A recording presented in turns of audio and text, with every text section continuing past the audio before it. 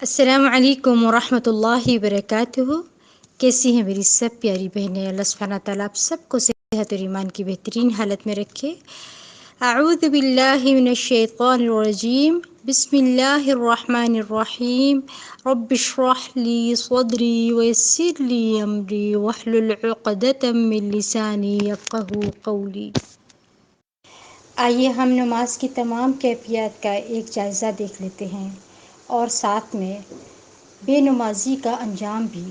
نماز کیا ہے؟ نماز جو ہے وہ اللہ کے نبی صلی اللہ علیہ وسلم کے نزدیک آنکھوں کی ٹھنڈک ہے، اور حقیقت میں بھی زندگی میں سکون حاصل کرنے کا ذریعہ بھی نماز ہے، جس میں انسان پاک صاف ہو کر پوری یکسوئی کے ساتھ اللہ کی طرف متوجہ ہوتا ہے، اس کو یاد بھی کرتا ہے اور اس سے دعائیں بھی کرتا ہے۔ نماز دین کا ستون بھی ہے، اور نماز کے بغیر کسی دین کا تصور ہی نہیں ہے۔ نماز اللہ کے عبد ہونے کا عملی اظہار ہے۔ اللہ اور بندوں کے درمیان ایک تعلق ہے۔ بندہ اللہ کے سامنے عہد کرتا ہے اور ذکر کرتا ہے اور کچھ جسمانی ایکشن بھی کرتا ہے۔ اگر ان ایکشن پر غور کیا جائے تو ایک ایکشن کھڑے ہوتا ہے انسان، ٹھیک ہے؟ کھڑے ہونا بھی ایک ایکشن ہے، جو اس بات کا سمبل ہے کہ کھڑے ہو کر بھی صرف نماز میں نہیں بلکہ زندگی کے ہر موڑ پہ اللہ ہی کے لیے کھڑے ہونا ہے۔ ہمارے کھڑے ہونے کی حالت اطاعت کی حالت ہے۔ نماز میں انسان جھکتا ہے، اور جھکنا کیا ہے؟ عاجزی کی علامت ہے، اور اللہ کے سامنے جھکتا ہے جو اس کو بتا رہا ہے کہ تمہارے اندر عاجزی کی صفت اللہ کو پسند ہے، ٹھیک ہے؟ اور 5 بار دن میں جھکایا جاتا ہے بندے کو، اور اسی طرح بندے کے ساتھ عاجزی سے پیش آنا بھی اللہ کی خاطر تکبر کی نفی ہے۔ تکبر اللہ کو سب سے زیادہ ناپسند ہے۔ دن میں کئی بار جھکنا اس بات کا اظہار ہے کہ اللہ تیری خاطر کہیں بھی جھکنا پڑے ہم اس کے لیے تیار ہیں۔ نماز کی ایک حالت سجدے کی حالت ہے، زمین پر سر رکھ دینا، اور یہ زندگی میں یا روزمرہ کے کاموں میں یہ واحد موقع ہے جب انسان اپنی پیشانی زمین پر رکھ دیتا ہے اور اپنی ناک زمین پر رگڑتا ہے اللہ کے سامنے، جو انتہائی عاجزی کی علامت ہے، حد درجہ اطاعت کی علامت ہے کہ یا اللہ میں تیرا ہی بندہ ہوں، تیرا ہی مطیع و فرما بردار ہوں، تیری خاطر میں ناک رگڑ سکتا ہوں۔ وہ کہتے ہیں نا کہ ناک سے لکیریں نکالنا، یعنی مشکل سے مشکل کام تیری خاطر کر گزروں گا، اور میں نے اپنے جسم کا اعلیٰ ترین مقام یعنی پیشانی، یعنی سر کا وہ حصہ جو ساری سوچ، خیالات اور افکار کا مالک ہے، جہاں سے ساری سوچ اٹھتی ہے، وہ رکھتے ہیں زمین پر کہ میری عقل تیرے تابع ہے۔ پھر انسان زمین پر بیٹھتا ہے، اور یہ بیٹھنا کس بات کی علامت ہے کہ اے اللہ میں کھڑا ہونا اور میرا بیٹھنا، میری ہر حالت تیری ہی اطاعت میں ہے۔ میں کھڑے ہو کر بھی تیرا ہی ذکر کرتا ہوں، اور میں بیٹھ کر بھی تیرا ہی بندہ ہوں۔ سوتے وقت انسان کا دماغ جو ہے، عقل، شعور سب کام کرنا چھوڑ دیتے ہیں، اس لیے نماز میں سلایا نہیں گیا، لٹایا نہیں گیا، باقی ہر حال میں جھکایا بھی گیا، ناک کی لکیریں بھی نکلوائی گئیں، پیشانی زمین پر بھی رکھی گئی، ہاتھ زمین پر رکھوائے گئے، اور اس طرح رکھوائے گئے کہ کہا کہ کتے کی طرح نہ پھیلاؤ، اس طرح رکھو کہ پوری طرح سر جھک جائے۔ جب آپ ہاتھ نیچے رکھ دیتے ہیں، کوہنیاں پھیلا دیتے ہیں، تو سر کے اندر یا پیشانی کے اندر وہ عاجزی نہیں آتی، وہ جھکاؤ نہیں آتا۔ پھر نماز کے اندر سینے پر ہاتھ باندھتے ہیں۔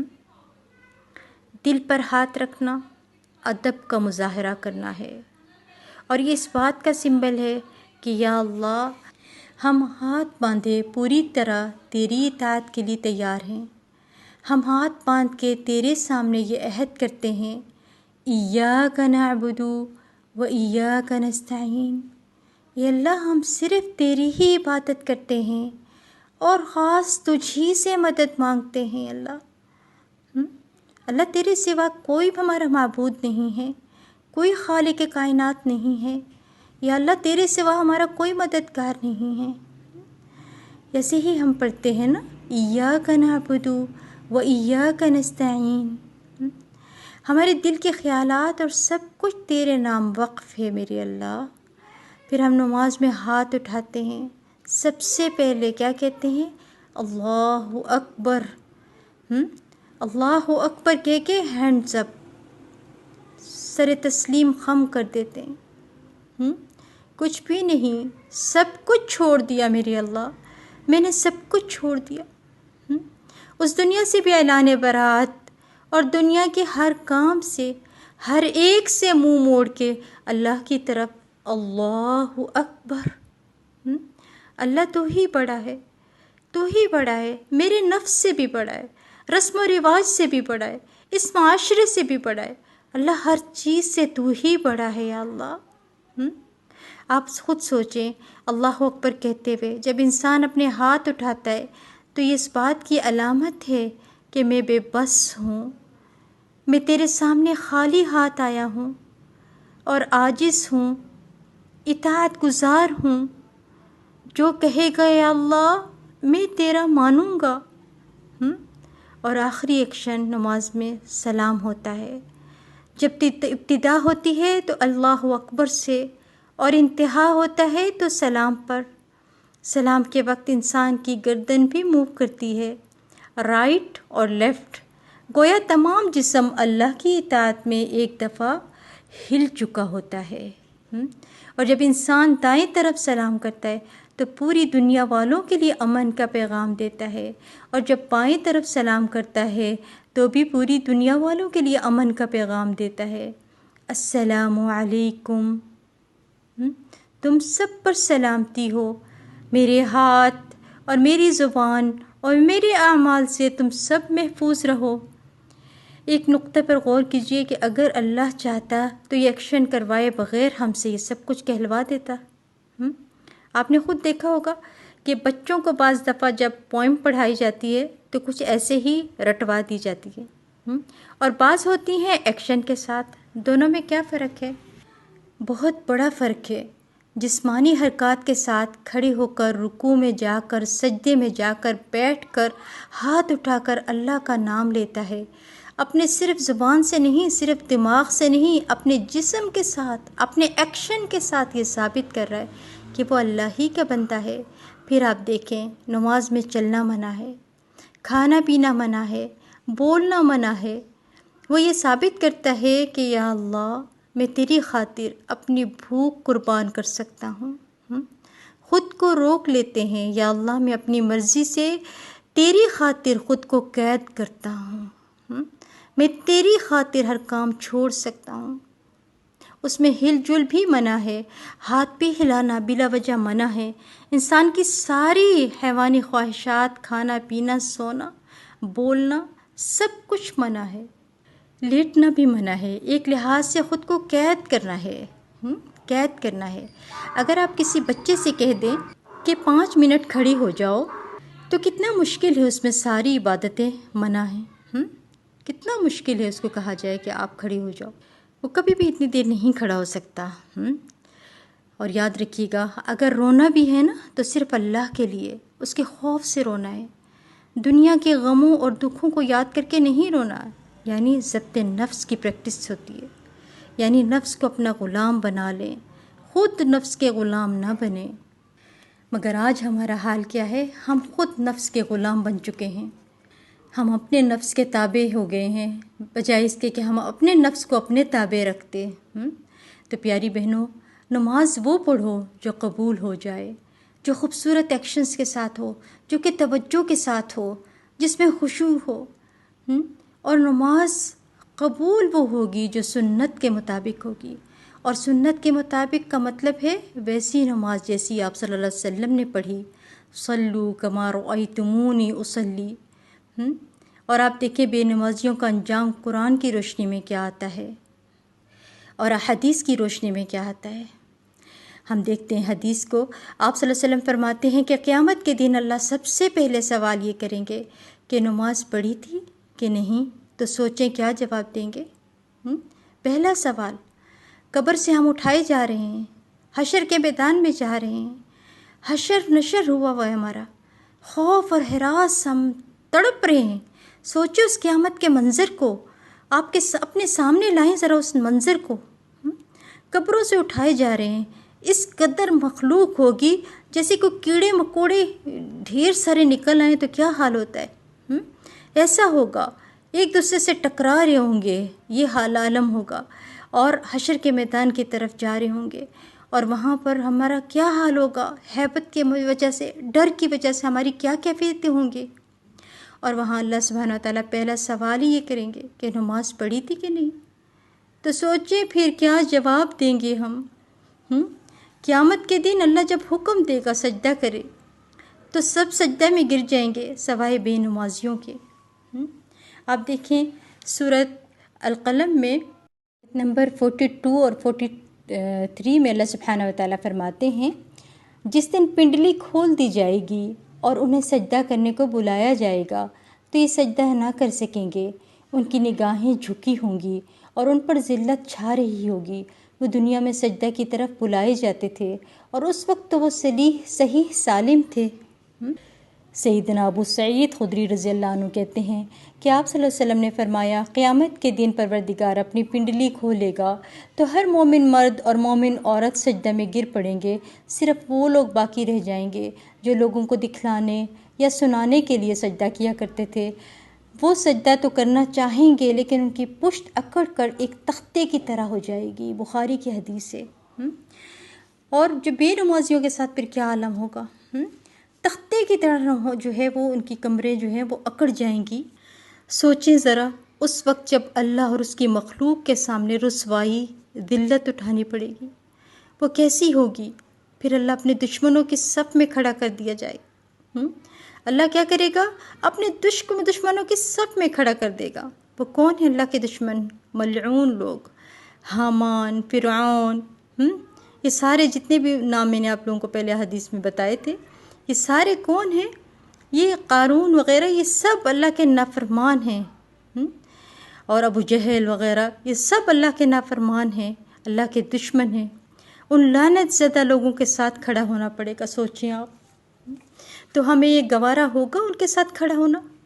کیا ہم یہ گوارا کر سکتے ہیں کہ ہمارے ساتھی تو آپ صلی اللہ علیہ وسلم کی جماعت میں کھڑے ہوں، آپ صلی اللہ علیہ وسلم کی جماعت میں وہ لوگ کھڑے ہوں اور آپ صلی اللہ علیہ وسلم ان کے جو ہے وہ خوش ہو رہے ہوں اور باقی لوگ ان کے دشمنوں کے صف میں کھڑے ہوں؟ کیا یہ گوارا ہوگا ہمیں کہ ہمارے ہی اپنے سب کھڑے ہیں کہاں؟ اللہ کے نبی صلی اللہ علیہ وسلم کے صف میں، اور باقی سب کہاں کھڑے ہیں؟ اللہ کے دشمنوں کے صف میں۔ کیا ایسا ہم گوارا کر سکتے ہیں؟ آج تو رب کائنات کی طرف سے دن میں 5 بار نماز کی پکار آتی ہے، حی علی الصلاۃ، حی علی الفلاح، آؤ نماز کی طرف، آؤ کامیابی کی طرف۔ 5 بار پکار آتی ہے، 5 بار پکارا جاتا ہے، اور آپ اس پکار کو کانوں میں مار دیں، پکار سن کر بھی انسنی کر دیں تو سوچیں کہ کیا انجام ہوگا پھر۔ ابلیس نے تو صرف ایک سجدے سے انکار کیا تو رہتی دنیا تک مردود قرار دے دیا گیا۔ تو سوچیں ذرا، جو انسان روزانہ اللہ کی اس پکار کو دن میں 5 بار سن کر انسنی کر دیتا ہے، اس کا انجام کیا ہوگا؟ ہمارے مرد مسجدوں کی طرف نہیں جاتے، ان کے دل آج مسجدوں میں نہیں لگتے۔ سوچیں ذرا کیا وجہ ہے۔ آپ صلی اللہ علیہ وسلم نے ان گھروں کو آگ لگانے کا ارادہ کیا تھا، کہیں ہمارے گھر ان گھروں میں سے تو نہیں ہے؟ اللہ نہ کرے ایسا ہو۔ رات کے اندھیرے کا بہانہ کر کے فجر کی نماز پڑھنے کے لیے نہیں جاتے ہیں، اور کبھی گرمی کا بہانہ کر کے نہیں جاتے۔ کیا یہ لوگ قبر کے اور جہنم کے اندھیروں سے نہیں ڈرتے؟ قبر اور حشر کی گرمی سے نہیں ڈرتے؟ اس مہربان رب کی نافرمانی کرتے وقت اس کے احسان کو بھول جاتے ہیں، پھر نہیں ڈرتے کہ کیا انجام ہوگا؟ اللہ سورۃ قیامہ میں فرماتے ہیں کہ جب قیامت کا سوال اللہ کے نبی صلی اللہ علیہ وسلم سے کیا گیا تو اللہ تعالیٰ نے کیا کہا؟ آپ ان کو جواب دیں. کیا کہا؟ جب آنکھیں چندھیا جائیں گی اور چاند گہنا جائے گا اور سورج اور چاند ملا دیے جائیں گے، اس دن انسان کہے گا کہاں بھاگ کر جاؤں؟ یقول الانسان یومئذ این المفر. اللہ فرماتے ہیں کلا لا وزر، ہرگز نہیں، اسے کوئی پناہ کی جگہ نہیں ملے گی. سوچے پھر کوئی پناہ گاہ نہیں ہے، کوئی پناہ گاہ نہیں ہے. پھر دیکھیں سورۃ المدثر میں آیت نمبر 41 سے لے کر آگے چند آیات ہیں. دیکھیں اللہ کیا فرماتے ہیں. 40 سے لے کر اللہ سبحانہ وتعالیٰ فرماتے ہیں جنتیوں میں جو جنت میں ہوں گے نا، وہ جنتی سوال کریں گے، مجرموں سے پوچھتے ہوں گے تمہیں کیا چیز دوزخ میں لے گئی؟ وہ کہیں گے ہم نماز ادا نہیں کیا کرتے تھے اور نہ مسکینوں کو کھانا کھلاتے تھے اور بےہودہ شکوک و شبہات پیدا کرنے والوں کے ساتھ ہم بھی لگے رہتے تھے. یہاں دوزخ میں لے جانے والے عمل بتائے جا رہے ہیں. اہل دوزخ کے اہل جنت کے سوال کے جواب میں 4 باتیں بتائیں گے جو انہیں دوزخ میں لے جانے کا باعث بنی. پہلی کہ ہم نماز ادا نہیں کرتے تھے. دیکھیں کیا وجہ تھی دوزخ میں کیا جانے کی وجہ ہے کہ ہم نماز ادا نہیں کرتے تھے. پہلی بات یہ ہے کیونکہ نماز کی باقاعدگی صرف وہ شخص کر سکتا ہے جو اللہ پر بھی ایمان رکھتا ہو اور روز آخرت کے محاسبے پر بھی. آپ دیکھیں اگر ہمارا ایمان ہے آخرت کا تو پھر ہمارا عمل بھی تو ہونا چاہیے. آپ صلی اللہ علیہ وسلم نے فرمایا کہ جو شخص باقاعدہ نماز ادا کرتا ہے تم اس کے ایماندار ہونے کی گواہی دو، جس کا دوسرا مطلب یہ کہ نکلتا ہے کہ جو شخص نماز ادا نہیں کرتا نہ اس کا اللہ پر ایمان ہوتا ہے نہ روز آخرت پر. سوچیں پھر اب آپ ہم کہاں کھڑے ہیں؟ ہم نے دوسروں کو نہیں دیکھنا کوئی کیا کر رہا ہے، ہم نے خود کو دیکھنا ہے. میں نے اپنے آپ کو اور آپ نے اپنے آپ کو دیکھنا ہے. پھر آپ دیکھیں سورۃ الماعون میں اللہ سبحانہ وتعالیٰ کیا فرماتے ہیں ارأیت الذی یکذب بالدین. بھلا آپ نے اس شخص کو دیکھا جو روز جزا کو جھٹلاتا ہے. آپ تو کہتے ہیں کہ ہم قیامت کو نہیں جھٹلاتے ہیں، ہمیں پتہ ہے ایک دن قیامت آنی ہے، ایک دن موت آنی ہے، پر ایسے یقین کیسا یقین ہے یہ؟ ایسا یقین اللہ کو نہیں چاہیے. یہ پختہ ایمان نہیں ہے. ایمان وہ ہوتا ہے جس کو پتہ ہو کہ ہاں میں نے رب کے حضور پیش ہونا ہے، میری پیشی کا دن آنا ہے. بھلا آپ نے اس شخص کو دیکھا جو روز جزا کو جھٹلاتا ہے؟ یہی تو ہے جو یتیم کو دھکے دیتا ہے اور مسکین کو کھانا کھلانے کی ترغیب بھی نہیں دیتا. پھر ایسے نمازیوں کے لیے بھی ہلاکت ہے جو اپنی نماز سے غافل رہتے ہیں. نماز سے غفلت کیا ہے؟ ہم نے کھیل بنایا ہوا اس نماز کو. نماز سے غفلت کے بارے میں کیا کہا؟ ویل، ہلاکت کہا. آپ کو پتہ ہے وادی ویل جہنم کے ایک ایسی وادی ہے جو کہ سب سے نیچے والی تہہ میں ہے. ایک بار ایک جگہ اللہ کے نبی صلی اللہ علیہ وسلم بیٹھے ہوئے تھے تو زور سے پتھر گرنے کی آواز آئی. تو حدیث کا مفہوم ہے، صحابہ کرام نے پوچھا اللہ کے نبی صلی اللہ علیہ وسلم سے آپ پر ہمارے ماں باپ قربان ہو، آپ یہ بتائیے کہ کیسی آواز ہے؟ آپ صلی اللہ علیہ وسلم نے فرمایا کہ 70 سال پہلے جہنم کے اندر ایک پتھر پھینکا گیا تھا، وہ آج پتھر وادی ویل میں پہنچا ہے. 70 سال وہ پتھر گرتا رہا. سوچے پتھر کتنی تیزی سے گرتا ہے وزن کی وجہ سے. 70 سال لگے اس کو جانے میں، اس وادی ویل میں. اور وہ کون ہیں وہاں ہوں گے جو اپنی نماز سے غافل رہتے ہیں، جو ریاکاری کرتے ہیں. آپ بتائیں، اور معمولی برتنے کی چیزیں بھی مانگنے پر نہیں دیتے ہیں. آپ بتائیے کہ اپنی نماز سے غافل رہتے ہیں. یہ وہ لوگ ہیں. آپ دیکھیں کون ہوتے ہیں ایسے لوگ؟ 2 رخے لوگ، منافق لوگ. کہنے کو تو ہم مسلمان ہیں، کہنے کو ہمارے عمل جو ہے وہ مسلمانوں والے ہیں، لیکن عملی طور پر ہم کچھ اور ہیں. اندر اور باہر کی کیفیات الگ ہیں، ظاہر اور باطن بالکل الگ ہیں. یعنی منافقین کی نشانیاں ہیں، اور منافقین ہی نماز کی چوری کرتے ہیں. اللہ کے نبی صلی اللہ علیہ وسلم فرماتے ہیں حدیث کا مفہوم کہ آپ جو لوگ فجر اور عشاء کی نماز نہیں پڑھتے وہ منافق ہیں. تو آپ دیکھیں، میں تو جن کو دیکھتی ہوں وہ کہتے ہیں مجھے فجر کی نماز جو ہے وہ نہیں پڑھی میں نہیں پڑھ سکتا. تو میرے دل تڑپتا ہے. میں اپنے دل کے اندر سوچتی ہوں دیکھیں ایک طرح سے آدھی منافقت کی نشانی تو دکھائی دے رہی ہے. آپ دیکھیں کہ ہم اس دنیا سے لے کر کیا جا رہے ہیں؟ صرف اللہ کی ناراضگیاں. اس رب کو ناراض کرتے ہیں جو رب ہم پر مہربان ہے، جو بن مانگے دیے چلے جا رہا ہے، بن مانگے دیے چلے جا رہا ہے۔ اللہ سبحانہ و تعالیٰ فرماتے ہیں قرآن پاک میں سورۃ القلم میں کہ جب میں ان آیات کو دوبارہ دہرا لیتی ہوں، جس دن پنڈلی کھول دی جائے گی اور انہیں سجدہ کرنے کو بلایا جائے گا تو یہ سجدہ نہ کر سکیں گے، ان کی نگاہیں جھکی ہوں گی اور ان پر ذلت چھا رہی ہوگی۔ وہ دنیا میں سجدہ کی طرف بلائے جاتے تھے اور اس وقت وہ صحیح سالم تھے، صحت تندرست تھے، پھر بھی نہیں پڑھا کرتے تھے۔ لہٰذا جو شخص اس کلام کو جھٹلاتا ہے اس کا معاملہ مجھ پر چھوڑ دو، اللہ کہہ رہا ہے۔ سوچیں ذرا اللہ کیا کہہ رہے ہیں، اللہ تعالیٰ کیا فرما رہے ہیں کہ ان کا معاملہ مجھ پر چھوڑ دو، ہم انہیں بتدریج یوں تباہی کی طرف لے جائیں گے کہ انہیں خبر بھی نہ ہوگی۔ اور وہ تباہی کیا ہے؟ اللہ فرماتے ہیں اور میں ان کی رسی دراز کر رہا ہوں، بلا شبہ میری تدبیر کا کوئی توڑ نہیں ہے۔ رسی دراز، آپ کو لگتا ہے آپ بہت پرسکون ہیں، بہت پرامن ہیں، ہم نمازیں نہیں پڑھتے ہیں، ہم کچھ نہیں کرتے ہیں، تو پھر ہم کیا ہیں؟ ہم تو بڑے اللہ کے پیارے بندے ہیں۔ نہیں، آپ دیکھیے اللہ سبحانہ و تعالیٰ فرماتے کہ نہیں، تو مت پڑھو نمازیں، میں تمہاری رسی دراز کیے جا رہا ہوں۔ ابھی آپ خوب انجوائے کر لو، خوب دنیا میں مزے لوٹ لو، آخرت میں پھر کوئی حصہ باقی نہیں ہے۔ میری پیاری بہنوں، آپ خود بھی نماز کی طرف آؤ، اپنے بچوں کو بھی کہو اور اپنے پیاروں کو بھی سب کو تلقین کرتے رہیں۔ نماز قائم کرنے کی ایک شرط یہ بھی ہے کہ دوسروں کو بھی دعوت دیں نماز کی، اور آپ یقین کریں ہم اس دنیا سے کچھ بھی نہیں لے کر جا رہے۔ یہ سب چیزیں کھلی کتاب اللہ سبحانہ و تعالیٰ نے ہمارے سامنے رکھ کر سب کچھ بتا دیا، ہمیں بتا دیا کہ کیا کرو گے تو کیا فائدہ ہے اور کیا کرو گے تو کیا نقصان ہے۔ تو میری پیاری بہنوں، میں اور آپ سب مل کر انشاءاللہ ایک عہد کرتے ہیں اللہ سے کہ اللہ ہم نمازوں پہ پوری توجہ دیں گے انشاءاللہ، ہم کوشش کریں گے خشوع کے ساتھ نماز پڑھنے کی۔ یا الہ العالمین تو ہماری مدد فرمانا، ہم بہت ہی کمزور اور عاجز لوگ ہیں، یا اللہ ہم تیرے عاجز بندے اور بندیاں ہیں، یا اللہ تو خود ہی ہمارے لیے آسانیاں پیدا فرما لے، تو ہم سے وہ سب عمل لے لے جو تیری بارگاہ میں قبولیت والے ہیں۔ یا اللہ تو ہم سے راضی ہو جا، یا اللہ نمازوں میں جو ہم سے کوتاہیاں ہو رہی ہیں یا اللہ ان کی اصلاح فرما دے، اور اللہ یا اللہ تو سنت کے مطابق ہمیں نمازیں پڑھنے والا بنا دے، خشوع اور خضوع والا نمازیں پڑھنے والا بنا دے۔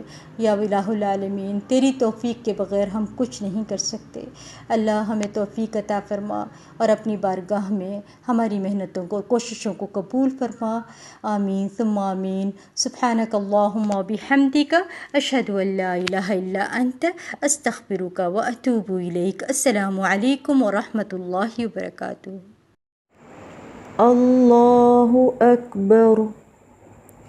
اللہم باعد بینی وبین خطایای کما باعدت بین المشرق والمغرب۔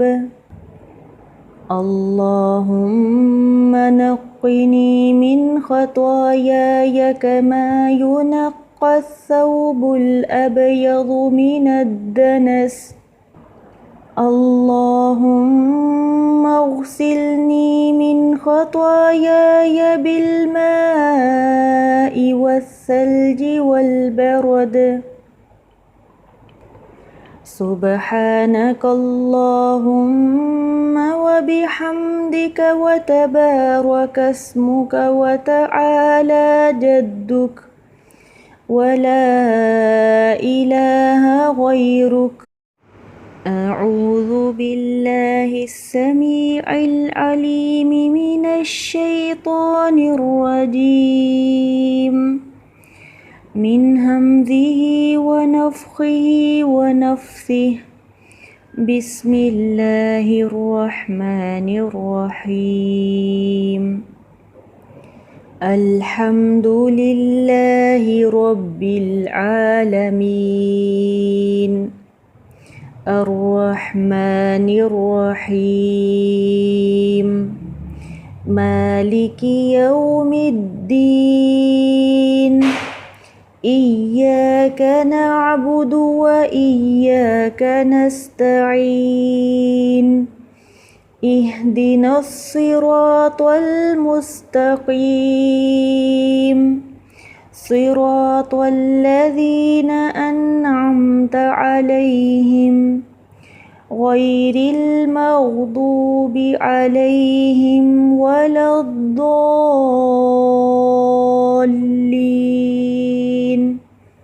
آمين.